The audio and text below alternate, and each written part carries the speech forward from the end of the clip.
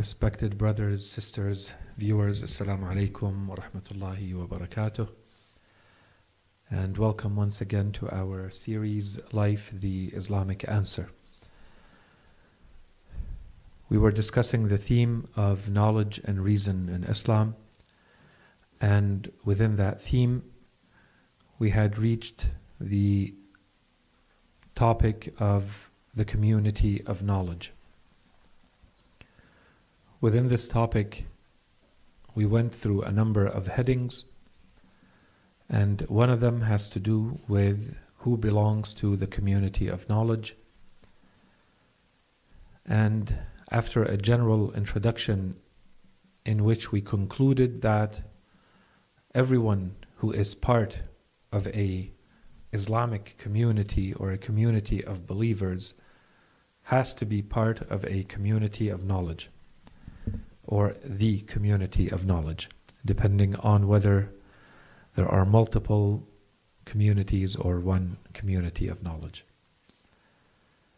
With that conclusion, we should not really spend too much more time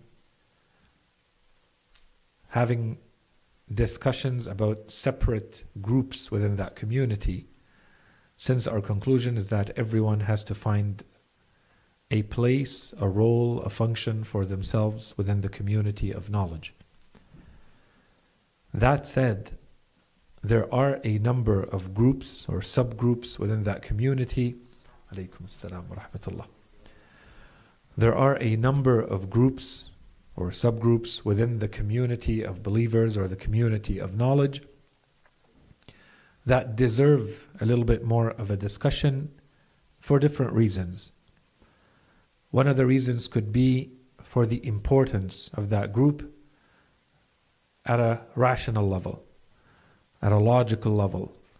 When we look at a community, we know that not everyone needs to be given the same importance, including, for instance, those groups that require a special attention or a special care, in the sense that we may have to go out of our way to ensure that those groups are addressed, their needs are addressed, especially if it requires accommodation, if it requires strategic thinking and foresight from the part of the community.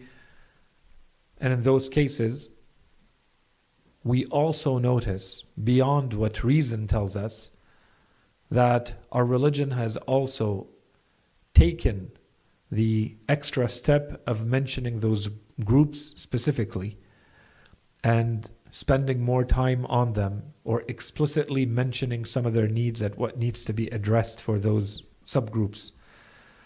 And as an example of this, perhaps one of the most prominent examples of this is by age. The group of the youth, for instance, within the community of knowledge that require a special attention for a number of reasons. One of them being that they can't do this for themselves, especially if we talk about children at a younger age.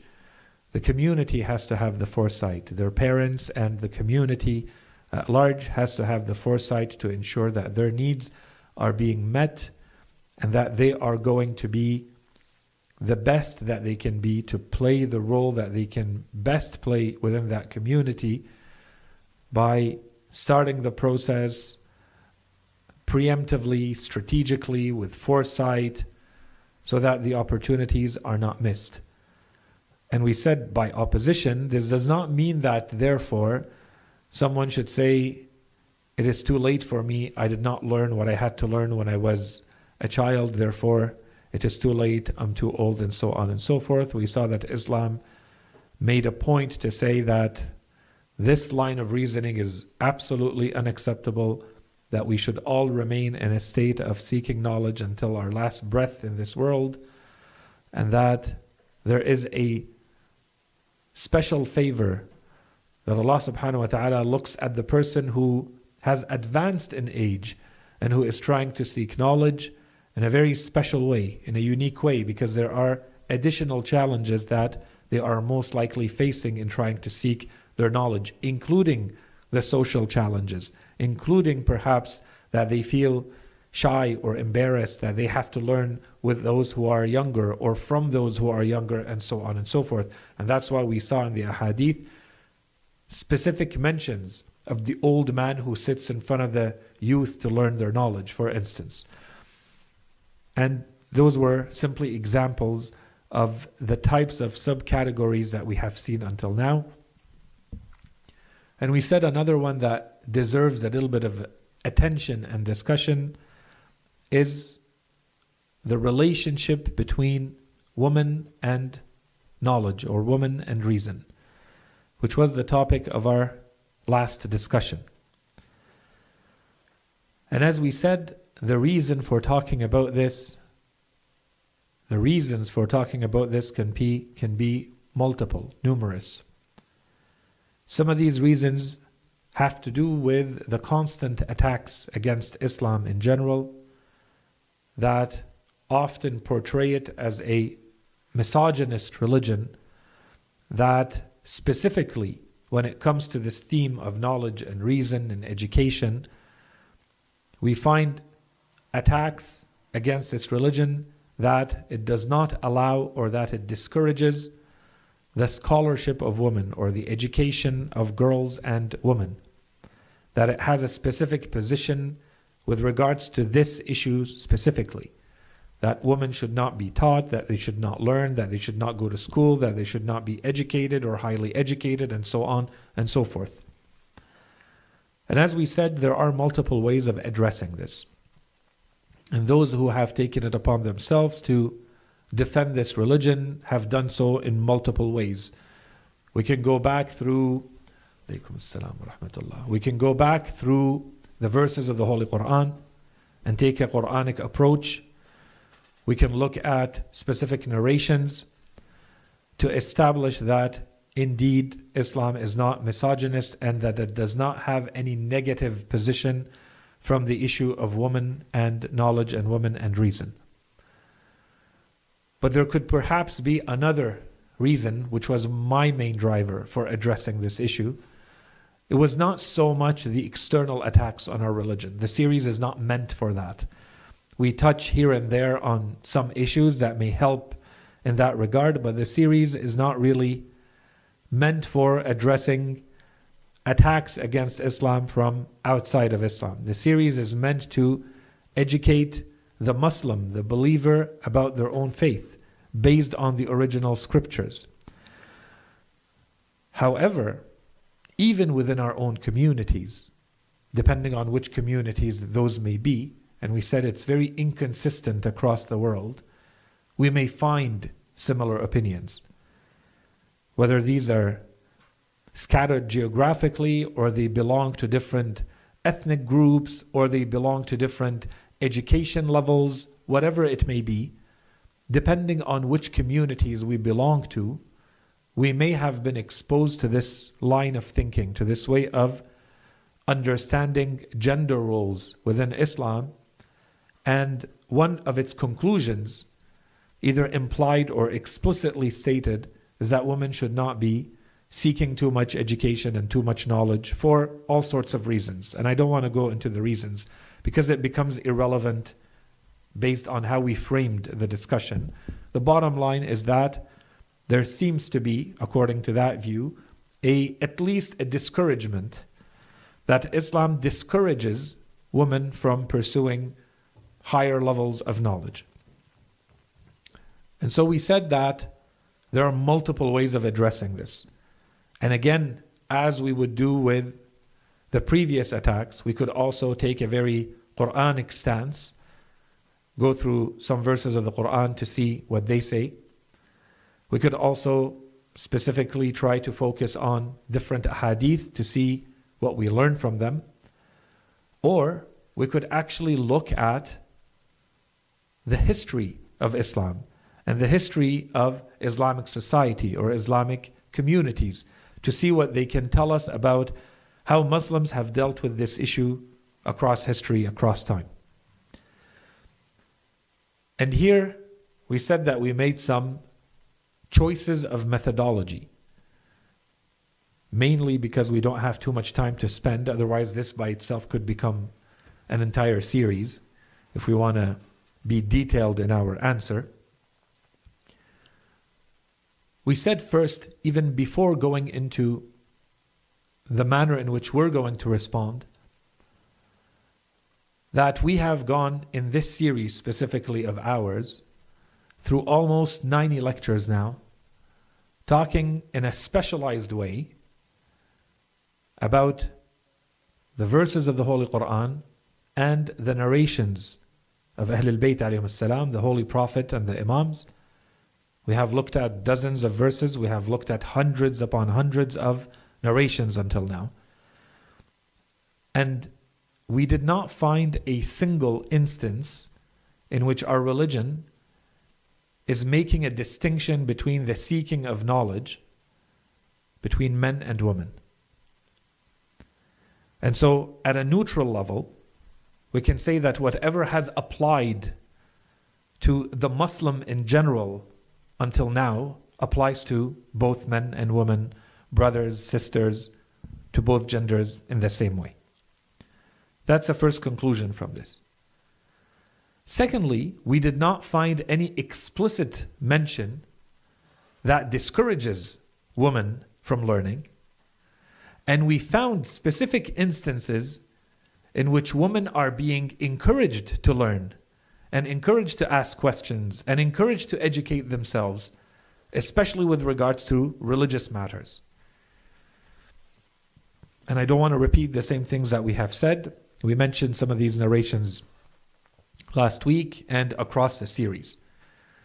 And so, if we wanted to look at, or we wanted to focus on the narrations, there is enough evidence in that to extract and present a Islamic position regarding this issue. That there is nothing, and inshallah we'll continue in the series and we'll finish it, and we will see that Islam does not distinguish when it comes to seeking knowledge. If there are distinctions to be made or priorities to be made, even in the type of knowledge to be acquired, it is not that you are a woman or a man. And inshallah we're going to come back to that later in the series. Sometimes there are strong encouragements, and in certain cases it becomes a theological necessity, a religious necessity for someone to learn certain things, certain types of knowledge, or go more in depth in certain types of knowledge. But this is not because you're a man or a woman. And inshallah we will see that later in the series. So that's the first point, and this should be clear. But specifically, so beyond everything we have said and the logical conclusions that we have reached until now, we said that we are trying to now focus on the historical dimension. So it's a little bit different than what we have done throughout the series, but I thought this would be a nice complement to what we have been doing, which is to focus specifically on the primary sources in our religion. We looked at a little bit at history, and we said that there are very strong reasons that pushed us to specifically focus on history. First, it gives us a very clear indication and allows us to respond to these allegations, whether they are internal or external, by looking specifically at what Muslims and Islam has done with this issue over time, at a practical level, even beyond the theory, beyond the theoretical teachings and abstract teachings. How have Muslims actually conducted themselves with regards to this specific issue of woman and reason, woman and knowledge? That's in general. Secondly, and this we did not do for a reason, we could have looked at the households, the families of the Holy Prophet ﷺ and the Imams. And there we would have found one example after another of uniquely exceptional women who had achieved the highest levels of scholarship and knowledge in Islam. But we intentionally did not. If we wanted to have a fulsome discussion about the topic, for sure, we would have started with this. But because we're trying to present a summary, that part, inshallah, because I am focused on addressing our own internal communities, inshallah, that part is well understood. We can add to it later, inshallah, and we do from time to time. But that part, inshallah, there should be no ambiguity and no doubt about. That if we look at the households of the Holy Prophet and the Imams themselves, we will find numerous cases of women who had achieved the highest levels. We're not now talking about piety, we're not talking about religiousness. We're specifically focused on knowledge, seeking knowledge, learning knowledge, sharing knowledge, teaching others. We're specifically focused on this function. We would find numerous cases of these women throughout the history of the Holy Prophet ﷺ and all of the Imams. We skip that. And the reason is that this is often something that we hear, that perhaps these households are made up of very unique and special individuals, and we should never compare ourselves to them, with the first argument being that they have access to the unseen and the supernatural, and they are surrounded by the Imams and the Holy Prophet, and so on and so forth. And so, of course, who am I to compare myself or even take them as a role model, because it's even unachievable for me. So preemptively, we skipped over that one, even though we should all agree that in principle these women exist. And if Ahlul Bayt alayhim as-salam as Imams, and the Holy Prophet ﷺ as a prophet and a messenger of Allah subhanahu wa ta'ala is an exceptional human being in this regard, their households are not. And these women were ordinary people like you and I, and yet they achieved these levels. But let's put that argument aside. So we turned our attention to the next best thing. And the next best thing we said would be the households and the families of the scholars. Why did we do that? For a number of reasons. The first, not in any specific order, is that we are looking for things that are documented. And it's very difficult to find documentation about the lives of people unless they belong to the general world of scholarship and knowledge and reason, especially in those times throughout the centuries. Except if you are in the families of scholars, it was more traditional and customary to document a little bit more, including the biographies of these families. And so we have a lot more chances of finding out a little bit more about those individuals. That's one. Another reason, and this is perhaps the most important one, is that today it's very easy to say someone has a certain level of education, certain level of knowledge, especially if we want to look at it from the academic side. There are colleges, there are universities, there are degrees, there are specific levels of degrees and certification and licenses. What do we do when we want to go back 10 centuries ago, when all of this did not exist? How am I to say, how do I justify, how do I demonstrate that there were people, women, who did actually achieve the highest levels of scholarship, who were seeking knowledge, and there were huge amounts of them? How do I achieve that? How do I demonstrate that? At least by going to Islamic scholarship, even though the other educational systems were not in place yet. Very early on, Islam established a very rigorous education system when it came to Islamic sciences and Islamic disciplines of knowledge. Especially when we focus on the system, what is called ijazat, which sometimes are translated as a license you get an ijazah. So it's a license or a certificate, or the best way to translate it is perhaps an attestation from a very qualified, competent authority in the field who says that you have been tested. Either they say you have studied a full course under their tutelage, their teaching, or that they have tested you on so and so, and you have passed the test, the examination. And then you get an ijazah. So the system of ijazat was the main way that the Muslim community put in place to recognize and identify the different levels of expertise of people in different fields of Islamic knowledge. So by focusing on Islamic knowledge and the families of scholars, we now have a very rigorous way of looking at the actual level of knowledge or expertise acquired by these people, and in this case, women specifically.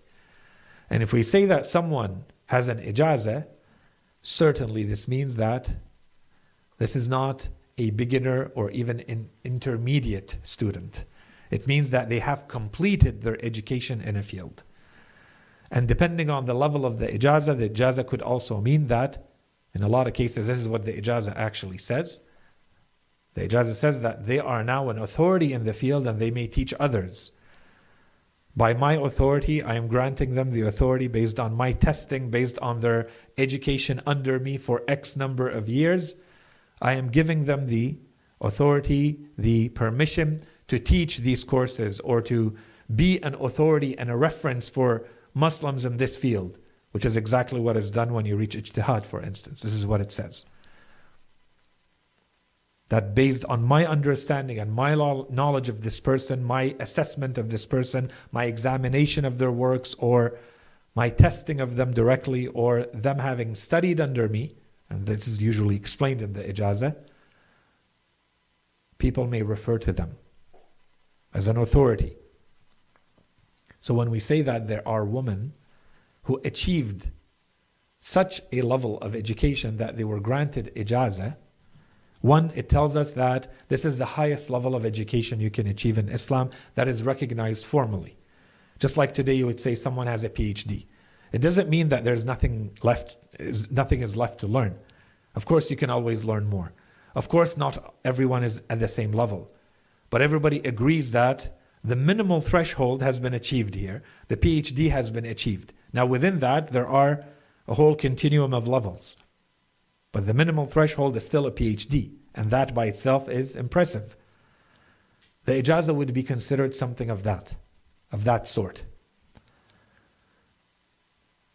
The other implied conclusion from saying that these women have ijazat, just like the case today, when we want to go back in history, let's say, we want to look at a certain community today, and we want to say, let's see how many people in that community have PhDs. To use an analogy. What does that tell you about the rest of the community? We know in general that from X number of people who study, let's say 1% achieve the level of a PhD, to take an example. So logically we would say from every 100 of those who enter this education system, and not everyone is entering the education system. There's a lot more people who are not even entering the education system. But from those who enter it, from every 100 who enter, there is one who achieves this level.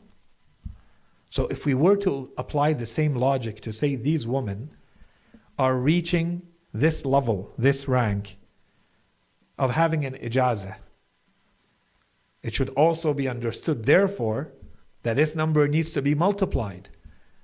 Maybe this is 1 in every 100, or 1 in every, to be more logical and consistent, maybe 1 in every 1,000, which means there are 1,000 other women studying.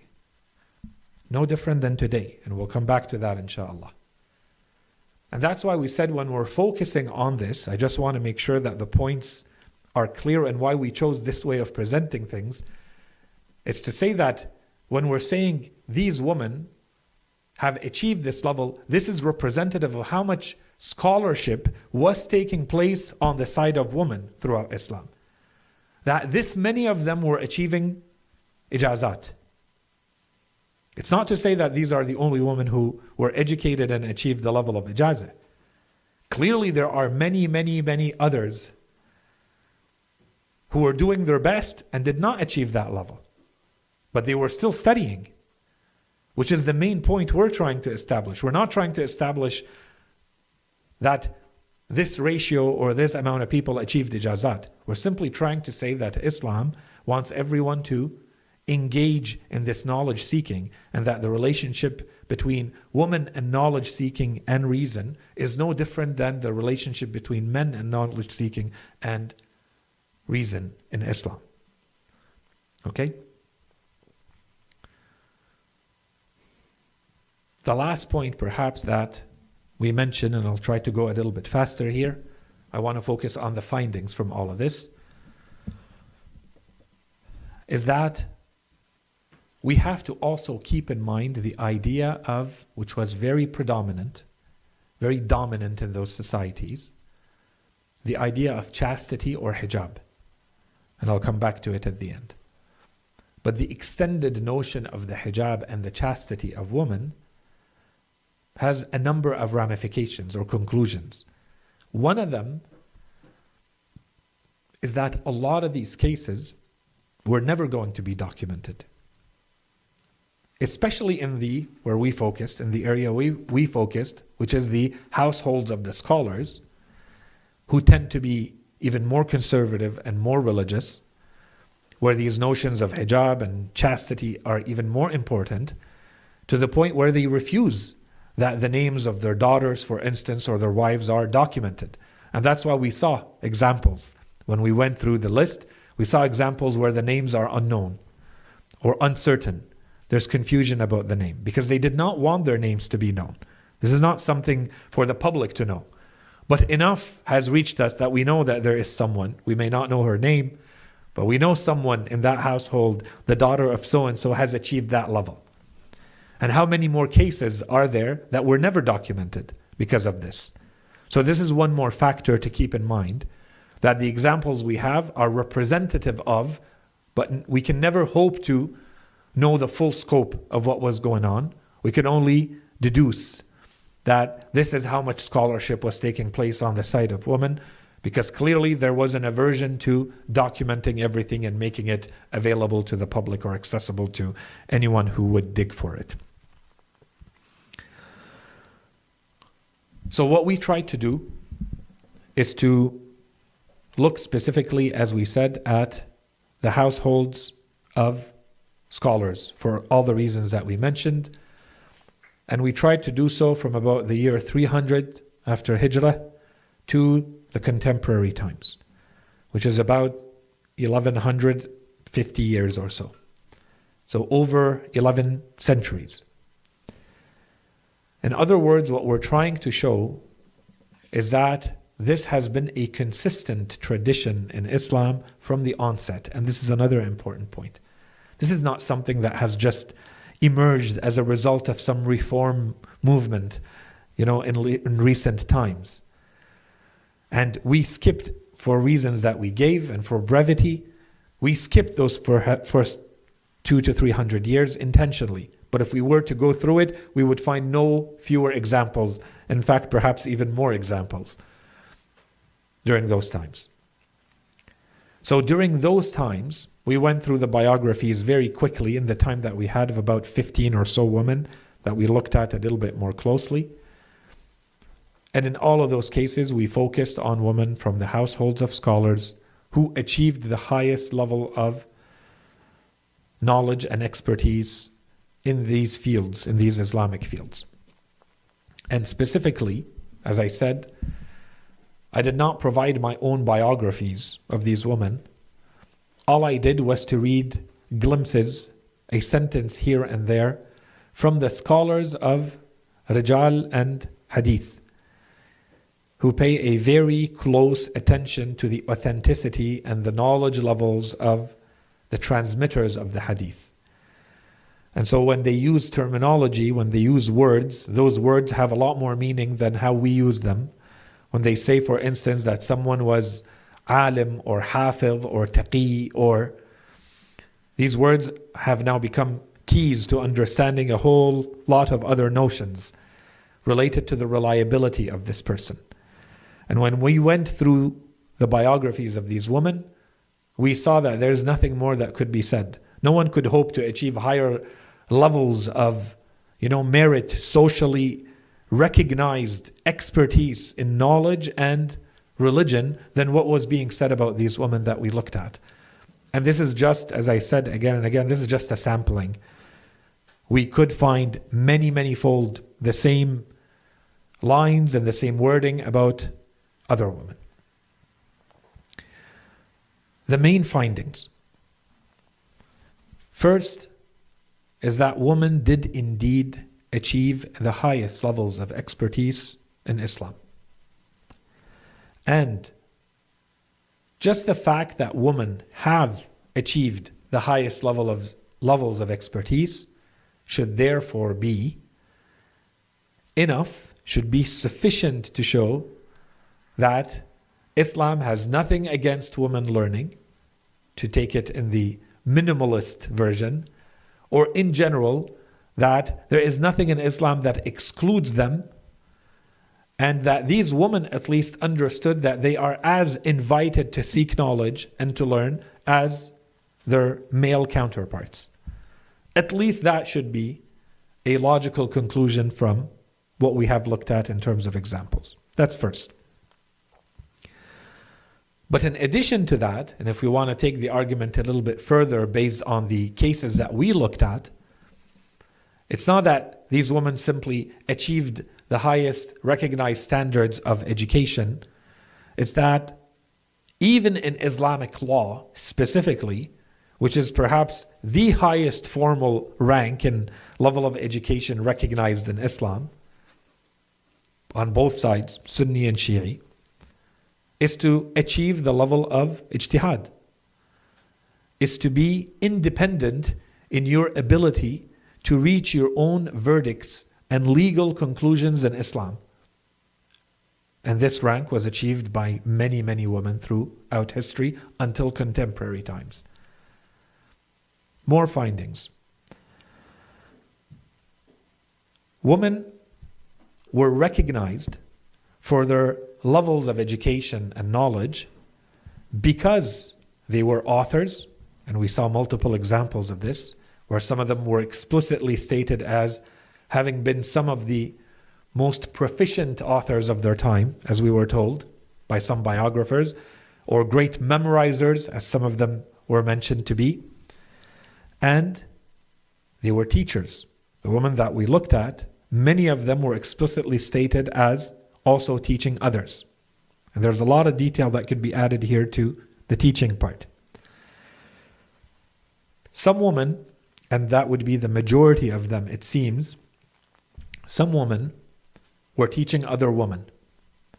Some of them were teaching very specialized and very small areas of Islamic disciplines and Islamic knowledge and fields. But some of them were clearly teaching the entire curriculum.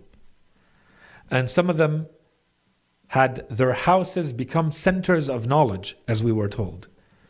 Or today we would say a hawza, a seminary. And some of them became the heads of seminaries, and some of them explicitly, as we saw, were mentioned as having been the heads of seminaries in multiple cities. As we saw in the case of some of them being the heads of the women seminary in Qazwin and Karbala, for instance.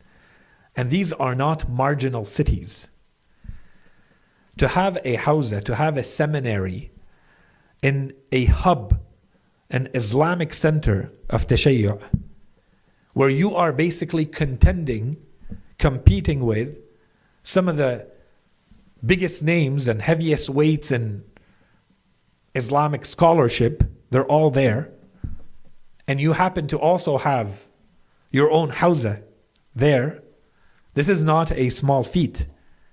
And yet it is recognized and it is respected. And other scholars refer to it and send their students there to learn and to get their ijazat there. So this is to look at, they were not all of the same levels, but Islam was never against anyone stopping at any level because they are simply a woman. That was never an argument. Especially not within the hubs of knowledge and hubs of scholarship, where you would, maybe this is how we should think logically, we should find the greatest resistance to it, because these are the most conservative hubs and the most conservative cities and communities. And we find the opposite.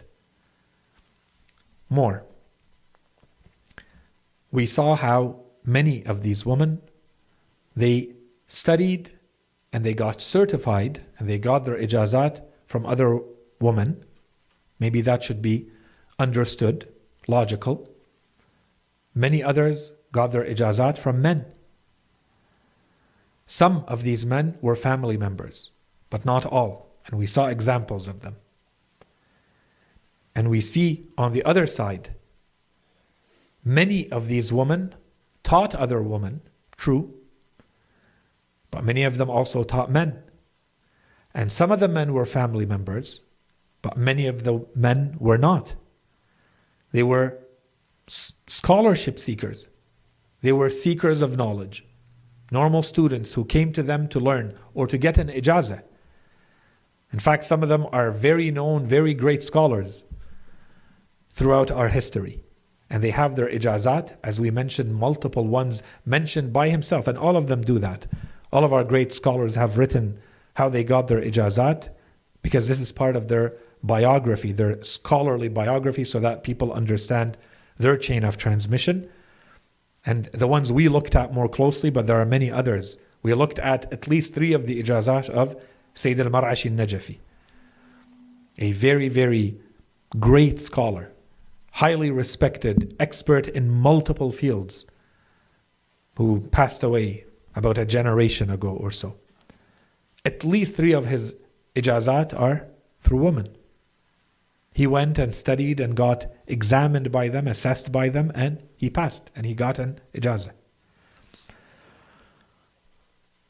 We also have, and we made sure that we mentioned a couple of those examples, we also had some of the great scholars seek the, I don't want to say necessarily the advice, but at least wanted to engage in discussion with some of these women. As was the case, for instance, of Sayyid Tabatabai, the author of Al-Mizan, which most Shia unanimously consider to be the greatest tafsir that we have.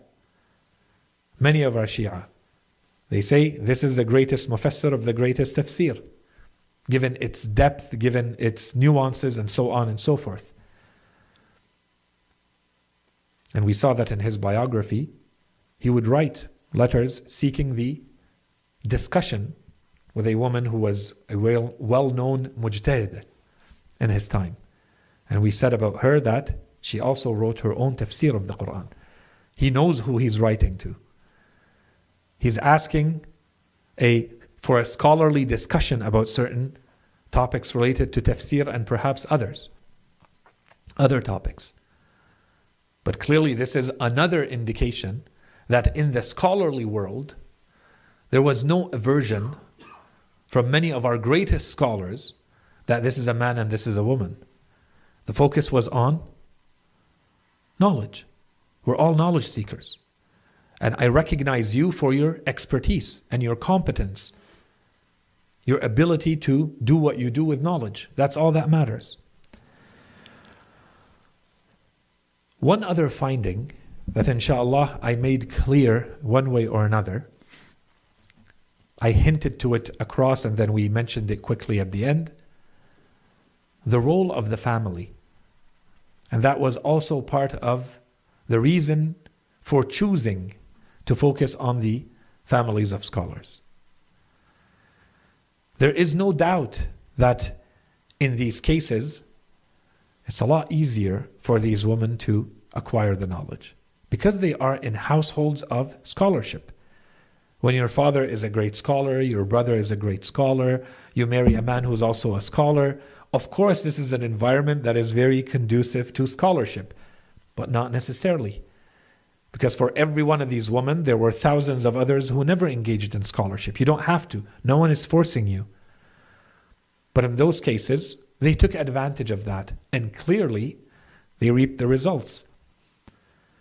And so this is a lesson for us too. That this is it should be part of our life plans.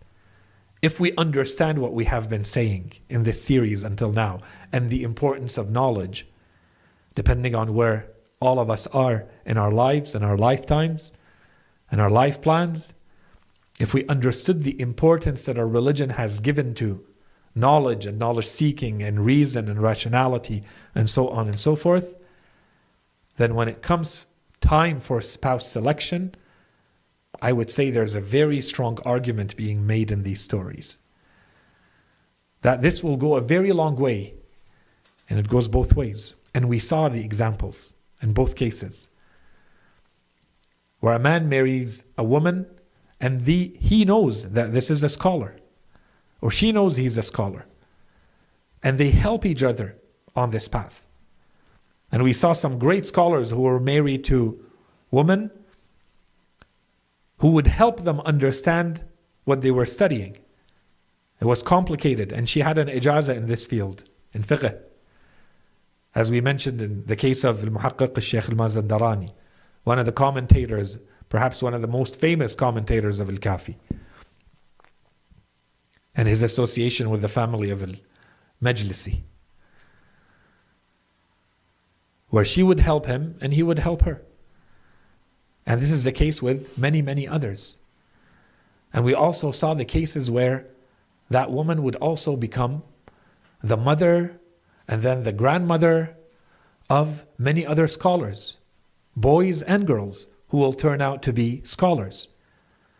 Well, this of course is going to have huge ramifications, not only on you, but in the descendants that you are leaving in this world. To choose the right person as a spouse with this as one of the criteria that you're looking at.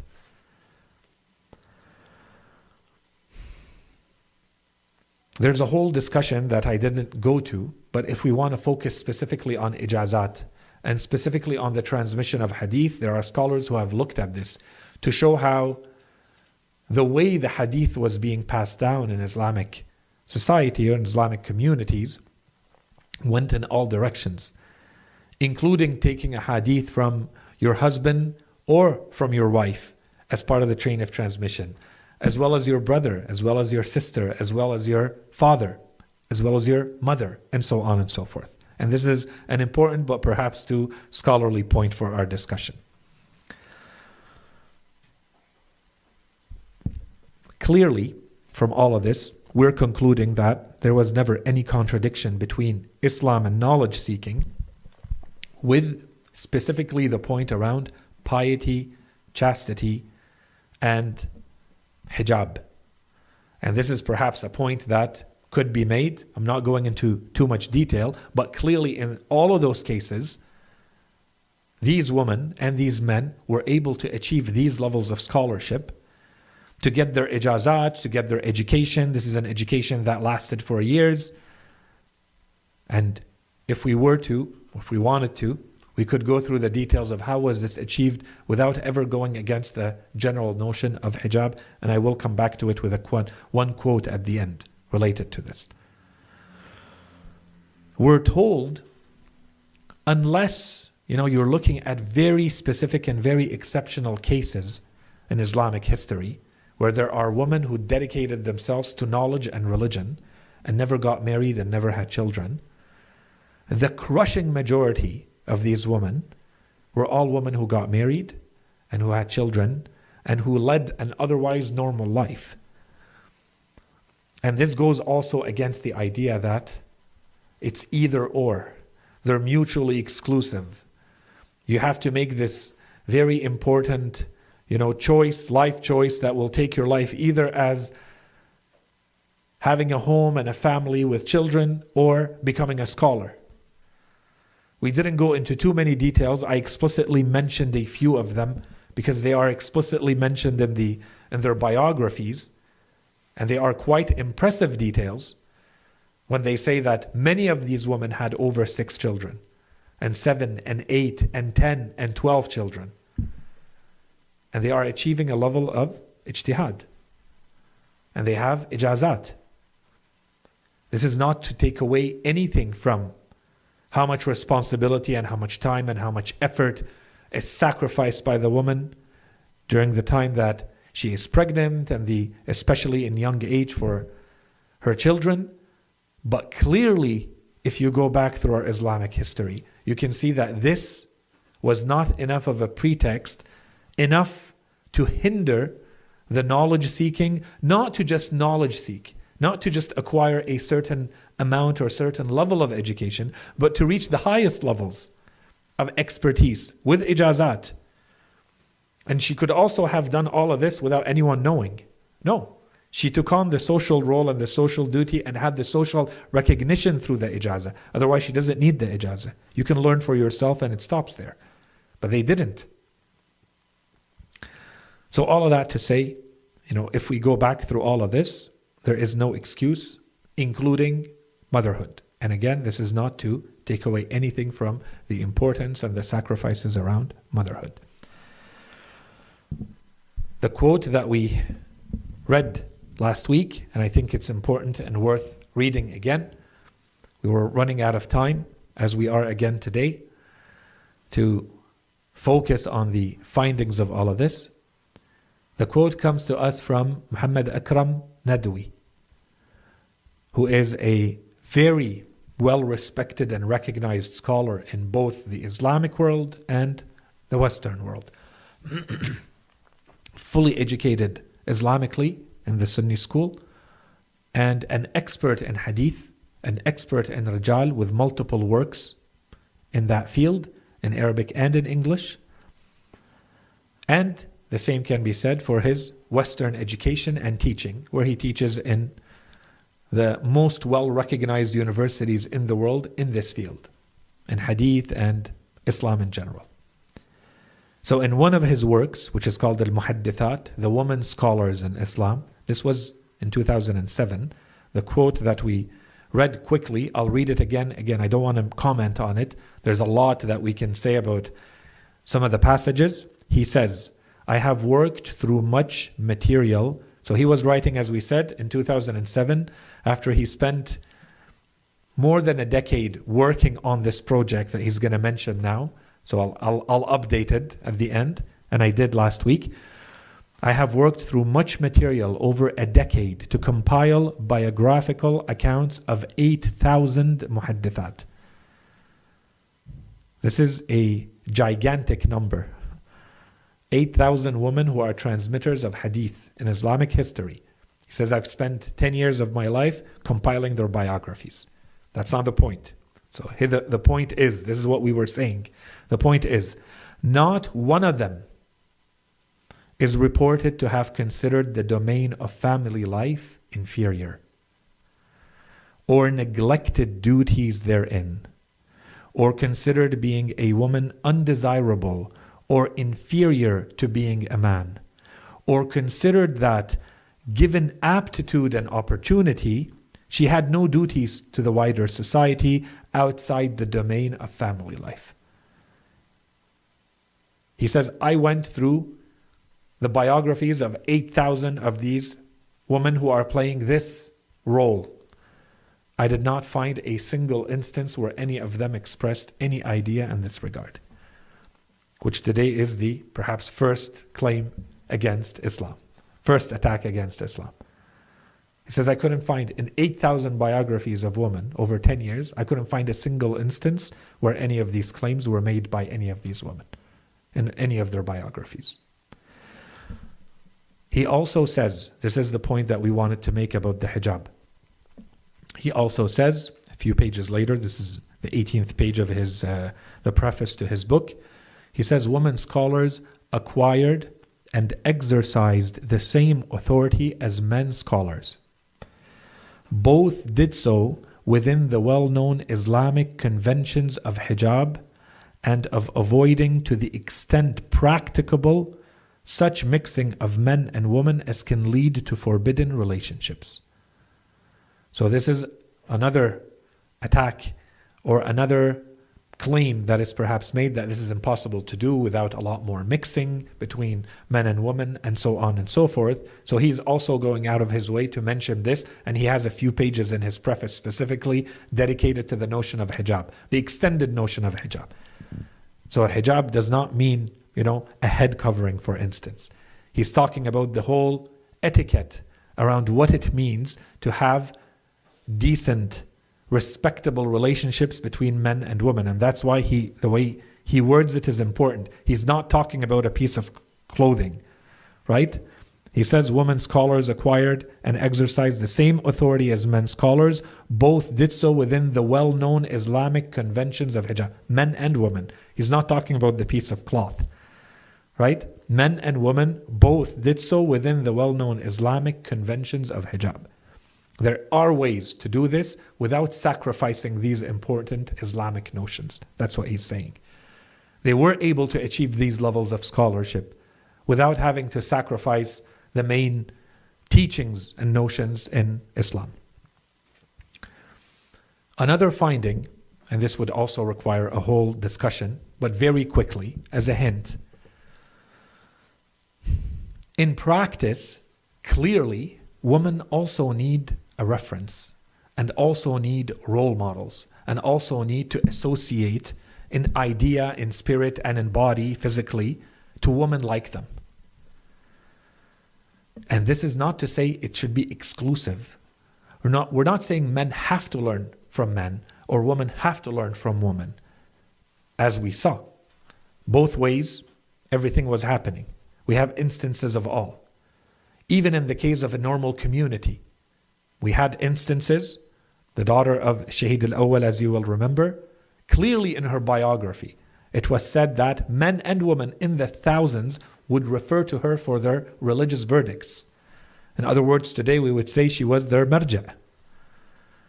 Was she officially their marja'? Perhaps not. But they were still referring to her and to her legal opinions to understand religion and to practice religion. So the idea here is that in general we know that this was happening. She was called Sitt al-Shuyukh, you'll remember. This was happening. But generally speaking, we know that it is more effective for women to have a role model and a teacher and someone that they can refer to who is also a woman. For many, many reasons. There are psychological reasons, social reasons, educational reasons. And today I would say there's an even greater need for it. Women need to have woman voices, especially when it comes to woman issues. To speak for their own selves, to represent themselves, and not to have a male voice having to represent them. There's a need for that. And in fact, when we see in practice, we saw that scholars were referring people back to the woman. And we saw many examples in their biographies where we would see the scholar, the marja' of his time, refer people, especially women, to so-and-so woman. They would say, for such matters, go to her. She's the authority and you need to go consult her to understand from her directly. Don't come to me for these things. This is important. And as we said, and inshallah that discussion was clear, you can go back to it, early when we started to talk about the notion of community in Islam, and we tried to establish it, the community of knowledge, when we started to talk about the topic of community, we spent a little bit of time on فَلَوْلَا نَفَرَ مِنْ كُلِّ فِرْقَةٍ مِّنْهُمْ طَائِفَةٌ. You remember the verse from Surah At-Tawbah, right? It said, it's not necessary for the believers that they should all go forth at once, without exception. And then the Quran asks, why shouldn't a party from each group go forth in order to acquire deep understanding in religion, to warn their people when they return to them, so that perhaps they will be aware? You'll remember that discussion. And one of the conclusions that we reached when we talked about this, we had here, I remember, and I wrote it down, I had over 10 conclusions from that verse. The 8th one, we had a whole discussion about the importance, if we understand what this verse is saying, of having reference points in our religion from within our community. Not relying on, the Quran is saying, the Quran is saying from every group, there should be a few who go and seek Islamic knowledge and come back to their people. Because not everybody can, the beginning of the verse is saying, not everybody can go. It's not becoming. It shouldn't be that all Muslims, all believers go and become experts in religion. That's not what Allah subhanahu wa ta'ala is telling them, teaching them. But for every group, there should be a few of them who go and become experts and come back to their people so that they may warn them. This is what the verse is saying. Why? This is what we're talking about. You need people from within your community like you. The more like you, the better. They understand what you're dealing with. They understand your language, your way of thinking, your worldview, your reality, your challenges. And they have enough of an expert understanding of religion that they can help you with this. And this would apply to women. No different. For women, they can rely on someone like them. As we said, not exclusively. We're not saying it has to be exclusive. But the Quran is saying there are benefits to this. To the extent possible, if we are able to replicate this model, we should. A few points for consideration. And inshallah, we're going to come back to this later. I just want to park them for now so that no one says we left chunks or parts of the discussion without answer. Should women prioritize specific types of knowledge over others? The short answer is yes. The details will come when we talk about types of knowledge. But I will add, yes, women should prioritize certain types of knowledge, but not because they're women. Because the same answer applies to men. Should men prioritize certain types of knowledge? Yes. Should engineers prioritize certain types of knowledge? Yes. Should the youth prioritize certain types of knowledge? Yes. Businessmen? Yes.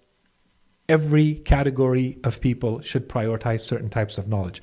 The reasons should also be clear just from the way I'm saying it, and inshallah it will be a lot clearer when we talk about the types of knowledge and how do we prioritize them.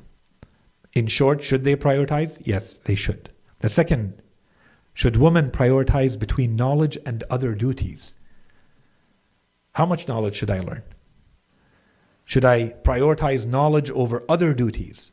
I may have family duties, I may have social duties, I may have professional duties. Is there a prioritization that has to happen where I have to see what comes first? I'm not saying by automatically putting knowledge first. I'm saying an examination of the priorities. Should that take place? Yes. And inshallah, we'll talk about that when we talk about the types of knowledge. But in short, same thing as before, this is not specific to women. This applies to everyone. Islam will give us general principles. Whoever finds themselves in that context where those principles apply to them, you will know what to prioritize and in what way. And Islam says prioritize. No one can learn everything. And no one can be in a state of learning. And no one should think that everyone is going to achieve the highest level of expertise, as we saw from this verse in Surah At-Tawbah. A small group within the community can and may and should be able to achieve the highest level of expertise. Not everyone. From within that, so we're not expecting everyone to now leave everything behind and go do that. And what if you have other duties? What do we do in those cases? Inshallah, we'll talk about that. But in short, yes, there is a prioritization because Islam is realistic. A last point is that in today's world, for anyone who wants to look into this, and this is a ripe field for study, there are thousands upon thousands of women in the Islamic world who are studying religion. In the traditional sense, through seminaries and hawzat and the old circles of knowledge in Islam, the jalasat, learning Quran, learning fiqh, learning seerah, akhlaq, so on and so forth. This is happening all over the world. And the same thing can be said on the academic side too. And many of the women are combining both, with huge numbers of PhDs in one form or another of Islamic studies being held by women. So inshallah, this alone is also an argument against the main claim for which we dedicated this whole lecture. That's one. Two, inshallah, with time, these discussions become obsolete and we don't need to talk about them. That this is normalized enough that this becomes a non-issue. Today it is still an issue. We're just trying to show the scope, the volume with which or about which we're talking so that it becomes normalized. These are not exceptional cases, right? And when I mentioned earlier, for instance, when Nadwi is mentioning that he has studied 8,000 biographies, he released that work because Al-Muhaddithat was one volume where he talks in general about this field in 2007. Then about 3 years ago, the book was finally released, and I mentioned it last time. The book was released in Arabic, Al-Wafa' bi Asma' an-Nisa, in 43 volumes. And the 8,000 biographies became 9,700 biographies. He managed to add 1,700 new biographies of women transmitters, explained in 43 volumes that he wrote. And all of it is published and available for study now. Okay? So inshallah, with all of this, we can clearly conclude that from the beginning, from the onset of Islam, there has been a living tradition of woman scholarship and a strong relationship between woman and knowledge and reason in Islam. This is not something that happened as a result of some reform movement in recent times. This has always been the case from the earliest times that we can study Islamic history and where we have some documentation of these women's biographies. And of course, we believe that all of this was brought on explicitly by the teachings of this religion. This is not a movement that would have happened by itself on its own in any society. We know this for a fact, and anyone who understands the type of world in which Islam was revealed and brought and in which it emerged, we know that this should not have been the natural evolution of that society.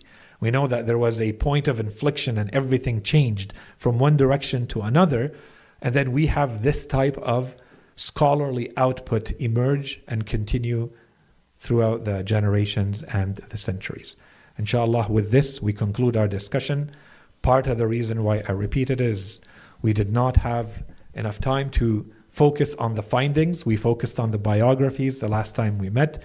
We went through the findings very quickly, so I wanted to make sure that they are well understood. The biographies were simply samples, first.